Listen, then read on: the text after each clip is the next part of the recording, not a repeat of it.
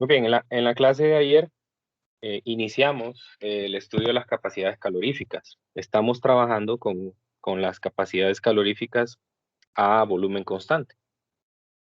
Bien, llegamos a una conclusión y llegamos que si nosotros teníamos un proceso de tipo isovolumétrico, en el cual nosotros agregábamos una cantidad de calor al gas, este como consecuencia iba a cambiar su energía cinética de traslación. Y entonces, eso nos iba a conducir a cuál es la capacidad calorífica, o lo que en otras palabras es el calor que necesito yo agregar a una muestra de gas para elevar su temperatura. Y encontramos que para los gases monoatómicos esto era una constante, 3 medios de R, ¿no? Entonces, vamos a repasar eso, porque nosotros sabemos que gases monoatómicos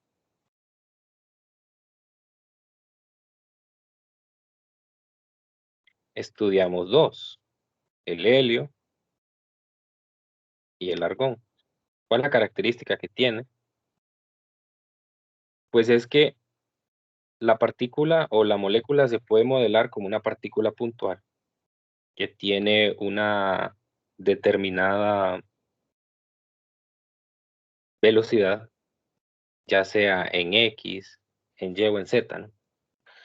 Eso hace que la molécula tenga 3 grados de libertad traslacional. 3 grados de libertad traslacional. Eso, en palabras de la teoría cinética de los gases, implica que la energía cinética de traslación es de 3 medios de K por T. O también lo puedo escribir como 3 medios de nRT.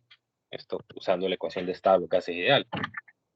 Entonces, esa fue la consecuencia de estudiar a los gases monoatómicos. Hay 3 grados de libertad traslacionales, X, Y y Z. Y entonces, pues eso nos daba la energía cinética de traslación. Esa la igualábamos con la cantidad de calor que se está agregando. Recordar que esto solo se cumple cuando el proceso es de tipo isocórico, solo para procesos isocóricos, nada más, ¿verdad? Es decir, en otro proceso esto no se cumple, solamente si el proceso es isocórico. Ok, entonces lo que esto me está diciendo es entonces que para un gas que sea monoatómico, entonces voy a agregar aquí isocórico y monoatómico. Para el calor asociado a un proceso isocórico para un gas monoatómico es igual a N, voy a poner así, 3 medios de N por R por delta T. Ya que el calor específico a volumen constante para el gas monoatómico nos dio 3 medios de R, ¿no? O sea, así se calcularía. Así se calcularía el calor asociado a un proceso de tipo isocórico para un gas monoatómico. Ahora, ah, una, una gráfica que suele ser muy útil cuando nosotros estamos trabajando con procesos termodinámicos, es el diagrama PV o la gráfica PV, se le llama en el libro de texto. Y hay que familiarizarse mucho con ella porque la vamos a usar de aquí en adelante para representar a los procesos termodinámicos. Entonces, la gráfica PV, pues como su nombre lo dice, es una gráfica de presión en función de volumen. Nosotros recordamos que la ecuación de estado de los gases ideales es presión por volumen nRT. Entonces, en esa gráfica, lo que yo voy a representar es cuánto cambia la presión en función del volumen. Entonces, eso implica despejar esta ecuación para la presión en términos del volumen, ¿no? Entonces, esto viene a tener una relación inversa, Entonces, si esa relación entre la presión y el volumen es inversa, y además, si la temperatura se mantiene constante,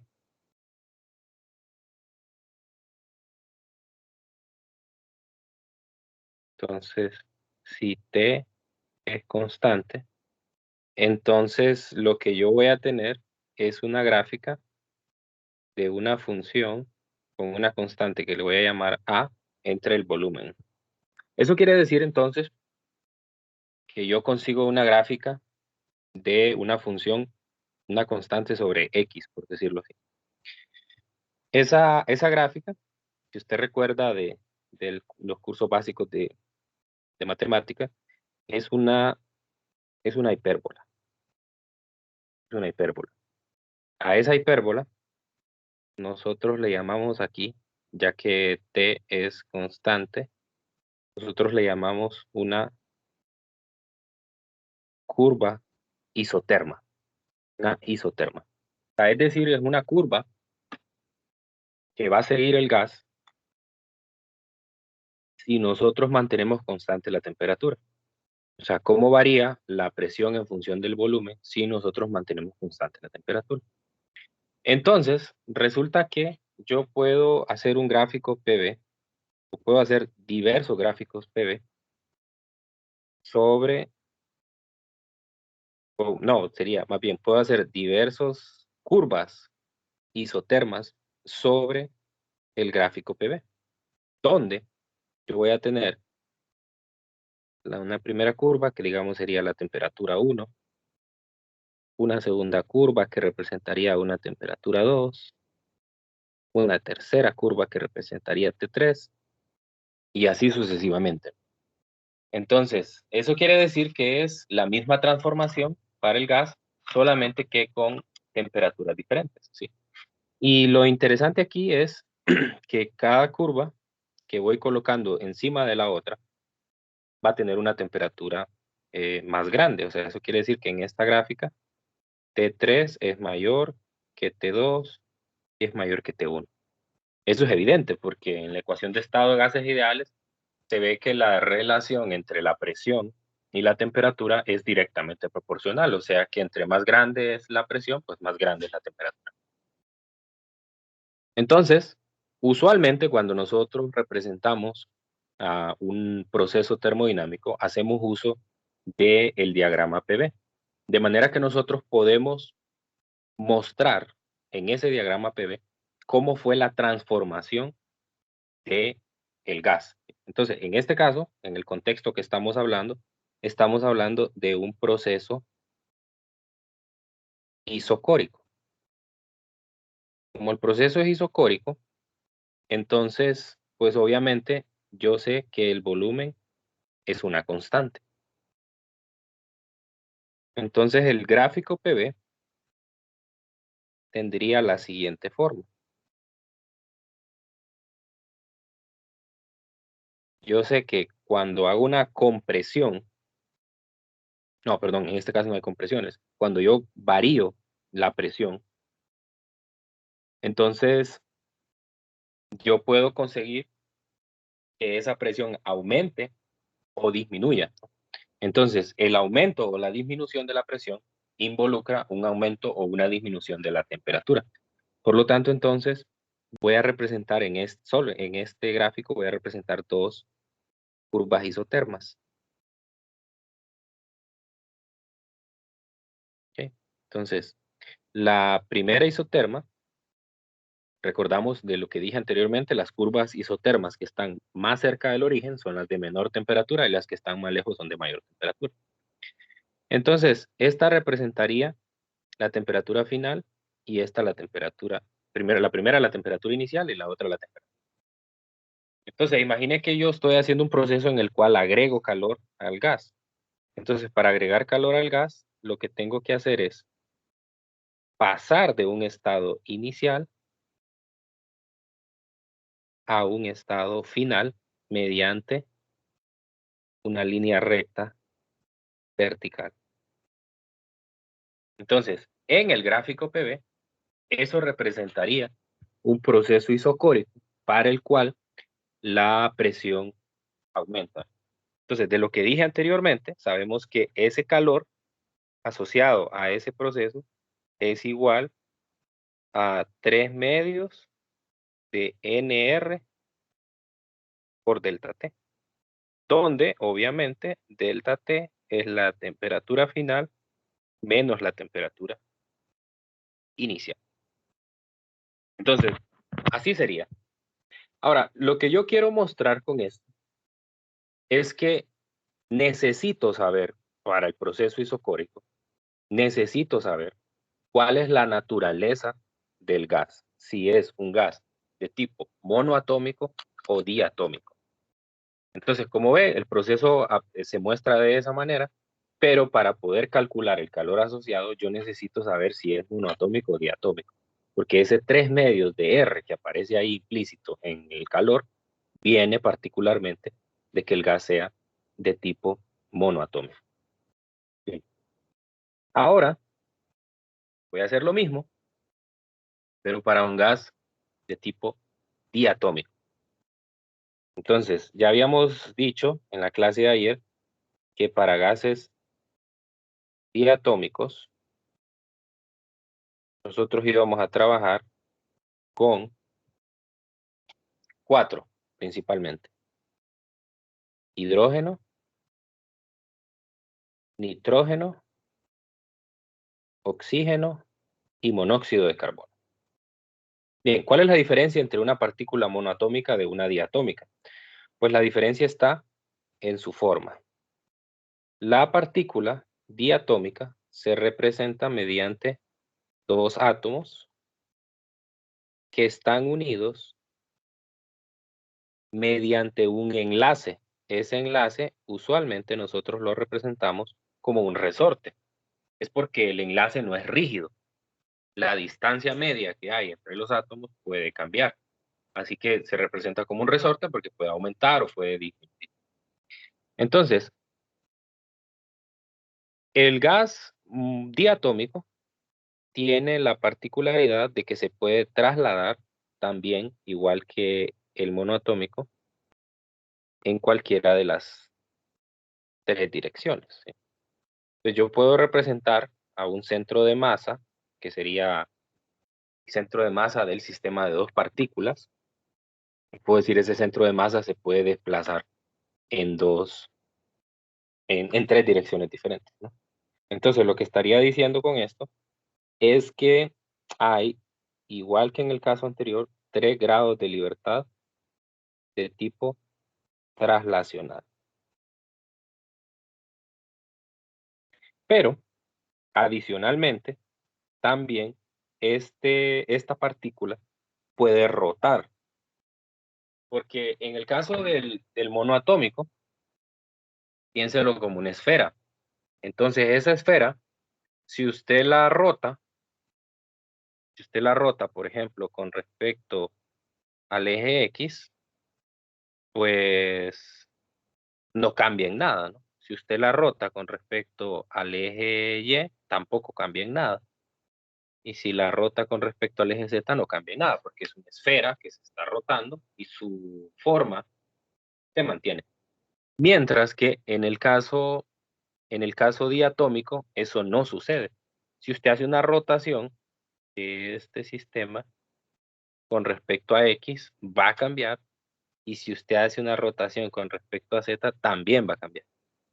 Mientras que la rotación con respecto al eje de las Y, en ese caso, si yo hago que el eje del resorte coincida con el eje el eje Y, entonces hacer una rotación ahí no cambiaría en nada la molécula, ¿no? Entonces, eso quiere decir que para las partículas que son diatómicas hay 2 grados de libertad de tipo rotacional. Entonces, esto implica como consecuencia que ahora para esta partícula voy a tener una energía cinética de traslación de 5 medios de K por T. Recuerde que el principio de equipartición de energía me dice que por cada grado de libertad yo voy a aportar, voy a agregar en un medio de K por T, lo que es lo mismo 5 medios de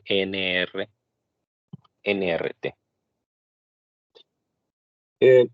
Algunos se preguntarán, bueno, si hay un resorte, en el primer parcial vimos que también existía otro movimiento, parte de la traslación, la rotación, es la vibración, ¿verdad? Es decir, esa molécula puede vibrar, generar una amplitud de oscilación, y entonces, ¿qué pasa ahí? Bueno, van a encontrar, por ejemplo, que hay una discusión al final de la sección que estamos hablando, que es la sección 18.4 del libro, donde se habla de eso, donde se dice que eh, el, donde se dice, o se muestra una gráfica de cómo cambia el calor específico a medida que la temperatura aumenta. Entonces, en este caso, lo que dicen es, si yo tengo una temperatura por ahí de los 50 grados, abajo de los 50 grados o de los 50 Kelvin, entonces las moléculas diatómicas en realidad casi no vibran, prácticamente solo se trasladan. Si estoy a una temperatura más allá de los 50 grados, entonces empieza a ocurrir una rotación apreciable. Mientras que si me voy arriba de los 600 Kelvin, que es una temperatura muy grande, arriba de los 600 Kelvin, entonces empieza a ocurrir un movimiento de vibración bastante apreciable. Entonces, bien, para propósitos prácticos, nosotros vamos a despreciar el movimiento vibracional en el caso de las moléculas diatómicas. Entonces, vamos a movernos en intervalos de temperatura donde solo es considerable la traslación y la rotación, ¿verdad?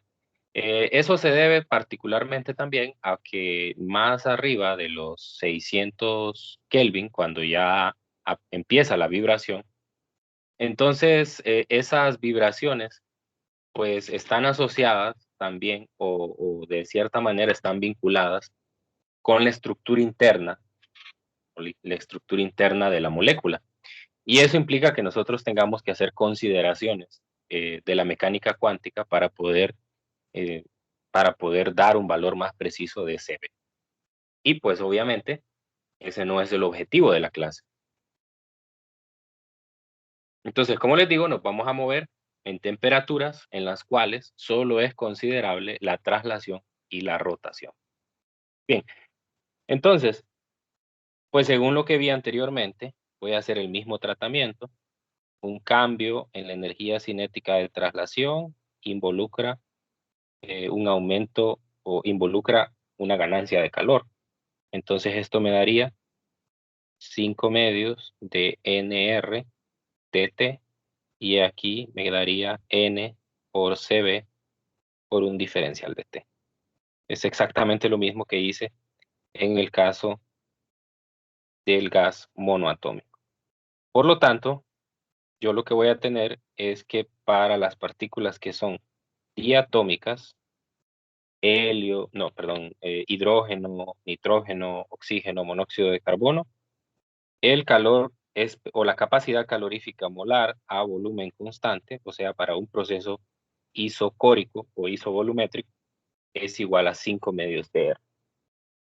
Pues recuerde que llegamos a esa conclusión la clase de ayer.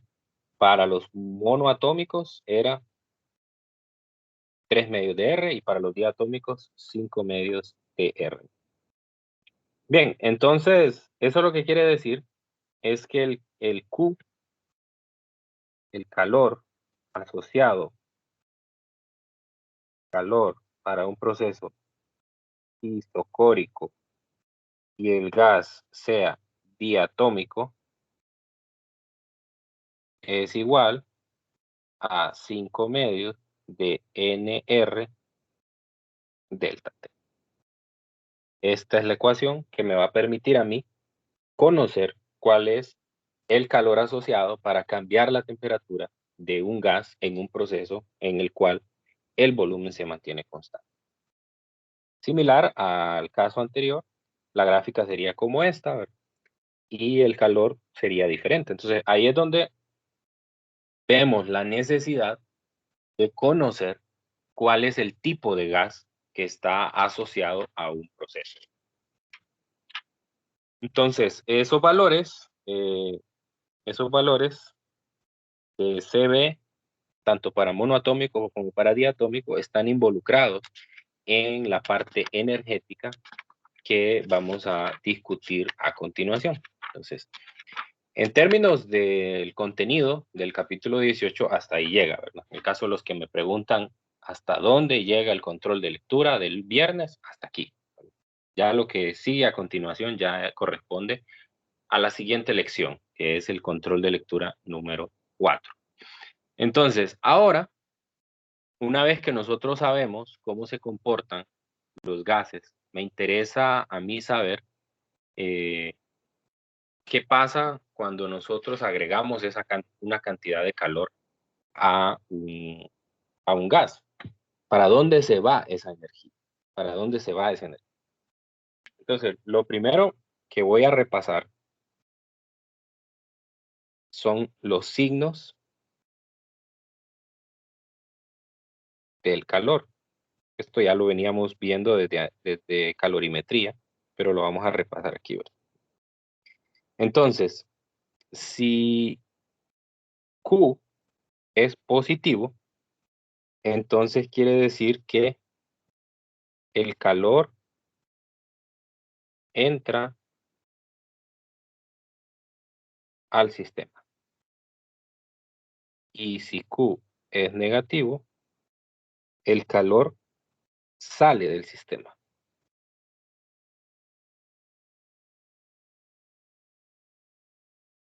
Esto es importante, esta convención. Es una convención normalmente válida para todos los textos. Todos los textos utilizan esta convención. Ahora, resulta que cuando nosotros agregamos calor a un gas, este puede sufrir diferentes transformaciones dependiendo de cuál sea el proceso por el cual nosotros estamos realizando ese proceso termodinámico, ¿no? Podría ser un proceso a volumen constante, a presión constante, a temperatura constante. Entonces, a mí me interesa ahora conocer cuánto es el trabajo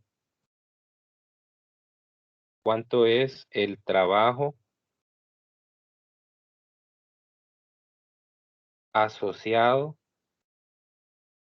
a un cambio de volumen, que es lo que va a pasar cuando yo haga una transformación, cuando cambie de estado un gas, ¿no? Entonces, en ese caso, lo que yo voy a hacer es definir un sistema que es un sistema clásico, ¿no? Lo que yo voy a hacer es definir un cilindro. En ese cilindro yo tengo una cantidad de gas asociado. Entonces, en ese cilindro yo voy a poner un pistón. Un pistón significa que yo voy a poder tener una de las paredes con masa variable, ¿no? Entonces, yo internamente voy a tener un pistón, o sea, la pared de este lado va a ser móvil. Entonces yo voy a poder mover hacia adelante o hacia atrás esa pared, ¿no? Y por lo tanto, eso va, eso va a tener consecuencias sobre el movimiento de las partículas del gas que están aquí. Se mueve para acá, Aquí tengo otra, mueve para acá, se mueve para acá, y así sucesivamente, ¿no? Ahí tengo partículas. Entonces, resulta que nosotros recordamos que la fuerza que yo ejerzo por, por unidad de área es igual a la presión. Entonces, la presión que está ejerciendo esa pared es igual a la fuerza que yo estoy aplicando por unidad de área. De manera entonces que la fuerza es igual a la presión por el área. Y si ustedes se acuerdan del curso de Física 100, nosotros definimos que el trabajo era igual a la fuerza por unidad de distancia. En realidad esto viene de un producto punto, pero para términos más prácticos lo vamos a representar así. Era el producto de la magnitud de la fuerza por la magnitud del desplazamiento. Luego iba ahí un coseno de un ángulo, pero ese coseno del ángulo voy a considerar aquí que la fuerza va en la misma dirección del desplazamiento, por lo tanto ese ángulo es cero. Entonces esa fuerza es la misma fuerza que se ejerce por la pared móvil, es decir, aquí yo estoy ejerciendo una fuerza, y entonces va a ser igual a la presión por el área, ¿no? La presión, en este caso, bueno, el caso del área, yo la puedo, yo la puedo desglosar, ¿verdad? Si usted nota aquí, me aparece el área por el diferencial de X, donde el diferencial de X es esta pequeña cantidad que usted mueve el pistón. Es decir, lo mueve hacia la derecha, lo mueve hacia la izquierda, ¿no? Entonces, estará de acuerdo conmigo en que aquí, en toda esta parte, hay un diferencial, todo eso que estoy sombreando, hay un diferencial de volumen. Y ese diferencial de volumen, por la geometría cilíndrica que tiene el sistema, es igual al área. El área no cambia, lo único que cambia es la altura, y la altura es igual al diferencial de X. Entonces, aquí tendría la presión multiplicada por un diferencial de volumen. Entonces, al mover esa pared, yo estoy ejerciendo un trabajo, estoy haciendo un trabajo sobre el pistón, o sea, un trabajo sobre las partículas, y como consecuencia, lo que va a cambiar es la presión y el volumen del gas. Entonces, me queda esa última ecuación, y si yo integro esta ecuación, si yo integro esta ecuación, entonces me va a quedar que el trabajo asociado para cambiar el volumen de ese gas es la integral de la presión por el diferencial de volumen, donde esto va a ir desde un volumen 1 hasta un volumen 2. Voy a hacer esto más abajo. Y esta ecuación es muy importante porque es la que me permite a mí encontrar para todos los procesos termodinámicos cómo va a cambiar el trabajo.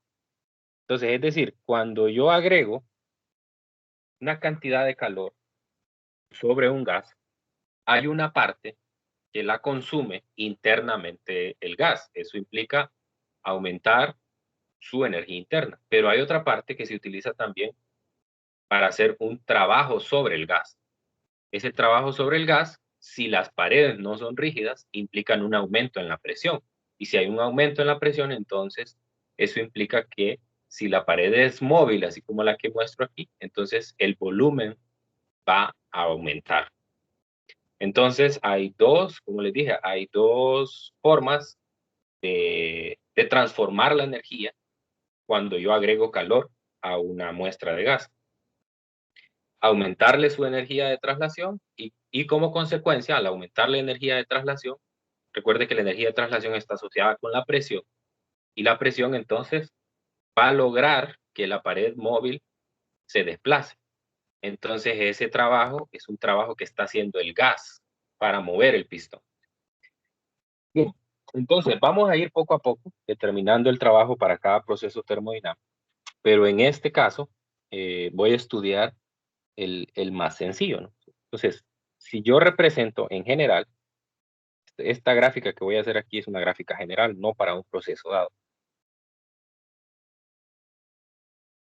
Entonces, en general, lo que usted va a tener es una curva. Si hago otra vez el diagrama PV, voy a tener una curva de la transformación que sufrió el gas. Voy a hacer una curva cualquiera, no representa ningún proceso por ahora. Entonces, en esa curva, digamos que el gas pasó de un estado 1 a un estado 2. Eso implica que tenía un volumen 1, pasó a tener un volumen 2, tenía una presión 1 y pasó a tener una presión 2 menor a la 1. O sea, aquí estoy diciendo que esto es una expansión. O sea, paso de un volumen pequeño a un volumen grande. Entonces, en esa ecuación o en esa gráfica, todo lo que yo tengo acá sombreado, eso me va a representar el trabajo, ese que acabo de encontrar. Esto lo sé por la definición de la integral definida. Es el área bajo la curva de la función que estoy integrando. Entonces, el trabajo, en este caso, va a ser igual al área, y esa área va a ser la integral desde un volumen 1 hasta un volumen 2. Entonces, siguiendo con la idea anterior, vamos a hacer también una convención de signo para el trabajo. Así como lo hice aquí, los signos del calor, entonces ahora voy a hacer los signos del trabajo. Hay una convención de signos también.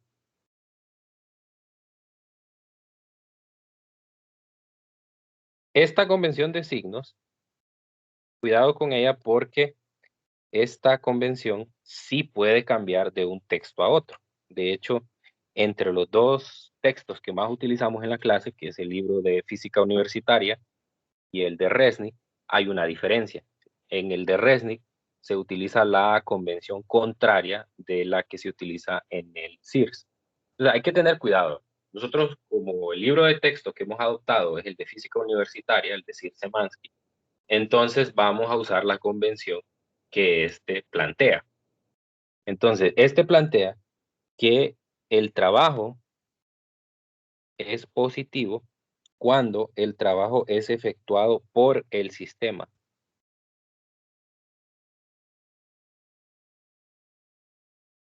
Por el sistema. Entonces, en palabras del ejemplo anterior, yo agrego calor al sistema, la energía cinética de traslación aumenta, la presión aumenta y por ende el gas mueve el pistón. Entonces ahí el trabajo lo está haciendo el gas. Ahora, podría tener yo lo contrario, que el trabajo sea negativo. Si el trabajo es negativo, entonces es efectuado sobre el sistema. Efectuado sobre el sistema. ¿Sí? Entonces, si es efectuado sobre el sistema, lo que quiere decir entonces es que yo, de forma externa, muevo ese pistón, ya sea para comprimir el gas o para expandir el gas. ¿Sí? Entonces, al hacer eso, voy a modificar las propiedades internas del gas. Por ejemplo, si yo comprimo eso, entonces estoy reduciendo el volumen del contenedor. Y al reducir el volumen del contenedor, entonces lo que yo voy a tener es una disminución en la presión. Perdón, un aumento en la presión del gas, porque las partículas van a tener menos espacio para moverse. Entonces se van a mover más rápido. Se van a mover más rápido como consecuencia su energía cinética de traslación aumenta, ¿sí? Y por lo tanto la temperatura va a aumentar. Entonces, esa es la convención de signo para el libro de física universitaria. Entonces, de una vez aquí les dejo la, la observación. En el libro de Resnick es la convención contraria.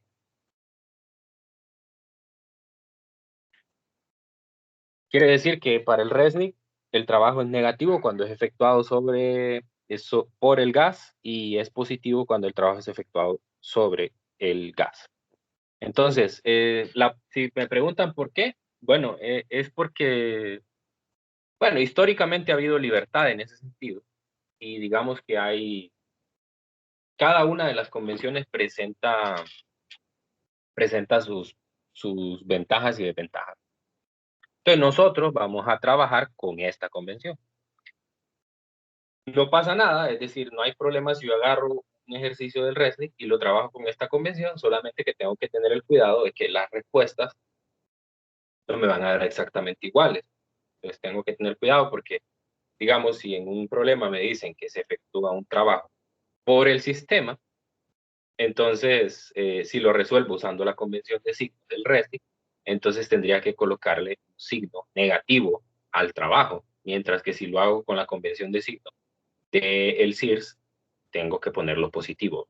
Entonces tengo que tener cuidado a la hora de hacer eso. Entonces, siempre utilicen la convención del CIRSEMANSKI para propósitos prácticos.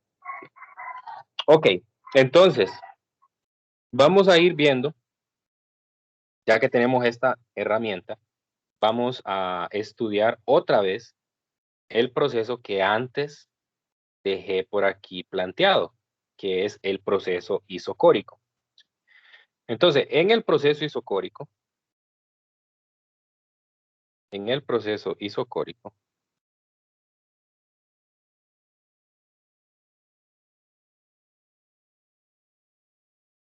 yo lo que tengo es, otra vez voy a poner la definición. Lo que tengo es el trabajo es igual a la integral de B1 a B2, presión diferencial de volumen. Pero en el proceso isocórico, el diferencial de volumen es cero. ¿Por qué? Porque el volumen es una constante. Eso quiere decir que en el proceso isocórico, el trabajo es cero. Entonces ya puedo dar dos cosas del proceso isocórico. Aquí mismo lo voy a escribir. El trabajo para un proceso isocórico es igual a cero porque el volumen no cambia. Y el calor para un proceso isocórico es igual a, sería NCB delta T. Sabiendo que CB es igual a 3 medios de R si el gas es monoatómico y es 5 medios de R si el gas es diatómico.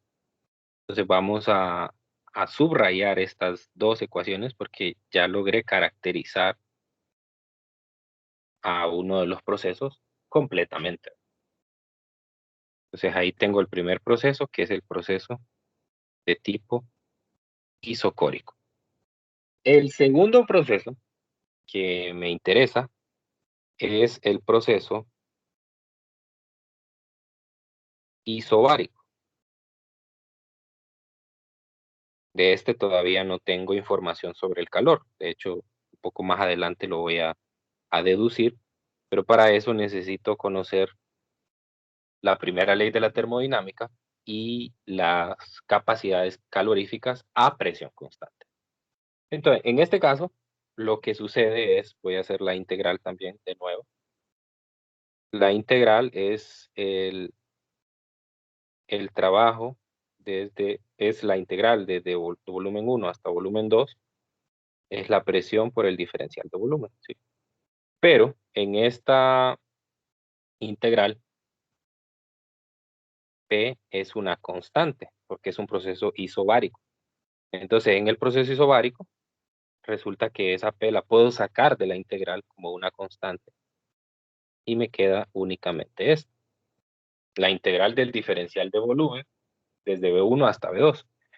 Entonces, eso significa entonces que el trabajo en un proceso isobárico es igual a la presión por el volumen 2 entre el volumen 1, evaluando la integral anterior.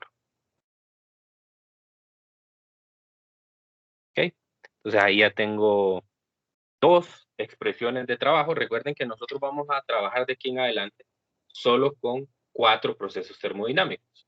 Proceso isocórico, isobárico, isotérmico y adiabático, ¿no? Entonces vamos a ir paso a paso deduciendo las ecuaciones de cada uno. Es decir, ya en los problemas usted no tiene que hacer las integrales, a menos que sea un proceso diferente a estos 4, porque nosotros vamos a deducir las ecuaciones de trabajo para cada uno de ellos. Si en un problema le aparece un proceso que no es ninguno de esos 4, entonces usted tiene que partir de la definición de la integral y encontrar cuál sería su expresión. Justamente lo que estoy haciendo ahora, ¿verdad? Ok, entonces ya tengo yo dos ecuaciones de trabajo para el isocórico y para el isobárico. Bien, para los siguientes, eh, pues yo necesito definir una ley, que es la primera ley de la termodinámica.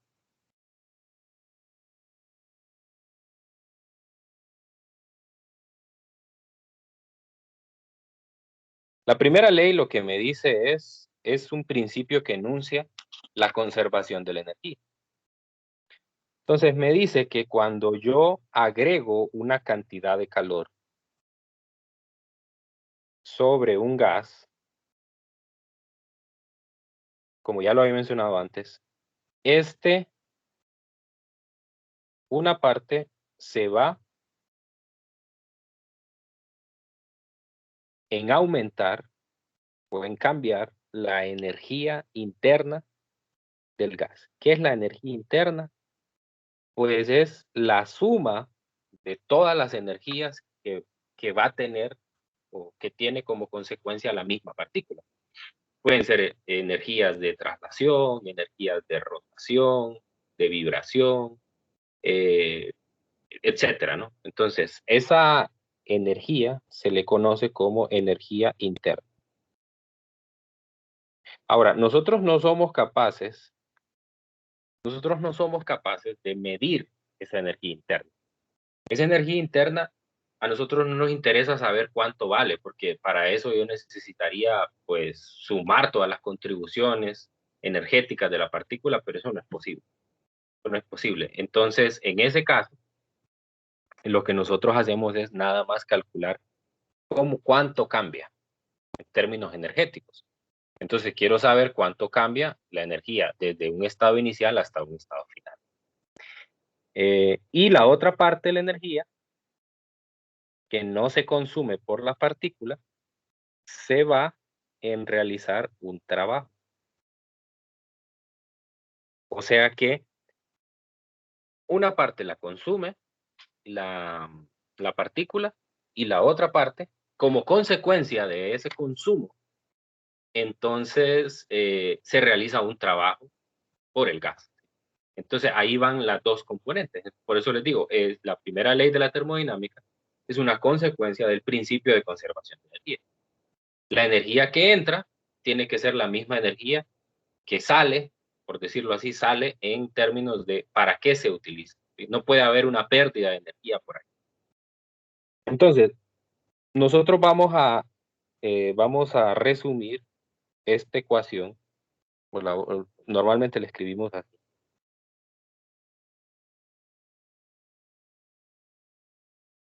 Ahora, esta es la forma de la primera ley de la termodinámica con la convención de signo del libro de física universitaria. Si tuviera la convención de signo del otro libro, del RESN, entonces en lugar de ir un menos ahí, iría un más. Bueno, esa es una de las razones por las cuales algunos prefieren utilizar esa convención, para que aparezca ese signo más ahí. Pero bueno, es cuestión de gusto, ¿verdad? Como les digo, tiene sus ventajas y desventajas, ¿verdad? pero obviamente necesitamos adoptar una y vamos a usar la del libro de texto. Entonces, ¿qué me va a interesar de ahora en adelante a mí? Me va a interesar saber si yo realizo un proceso termodinámico, cuánto cambia la energía interna. Entonces, para saber cuánto cambia la energía interna, yo necesito saber cuál es la expresión para el calor y cuál es la expresión para el trabajo de ese proceso. Entonces, lo que voy a hacer es lo mismo que hice para el proceso isocórico. Saber cuánto es su trabajo y saber cuánto es su calor. Entonces, voy a ir haciendo eso para los 4 procesos. Eso es lo que sigue de aquí en adelante en la clase. Entonces, ya la nueva herramienta que tengo para poder sacar esas cantidades es la primera ley de la termodinámica. Entonces, por hoy vamos a cerrar ahí la clase. Mañana ya estaríamos hablando de los otros procesos que existen, que es el proceso isobárico. Por ejemplo, aquí yo no hice el cálculo del calor, ¿verdad? Todavía no lo puedo hacer. Tampoco lo he hecho para el proceso isotérmico, ¿verdad? Porque para esos necesitaba yo conocer esta ley, la primera ley de la termodinámica, que es, como les digo, una consecuencia del principio de conservación de energía. Bueno, entonces por hoy lo vamos a dejar hasta aquí. No sé si tienen alguna consulta antes de cerrar la clase. ¿Quedó claro lo que hablamos hoy o hay alguna duda?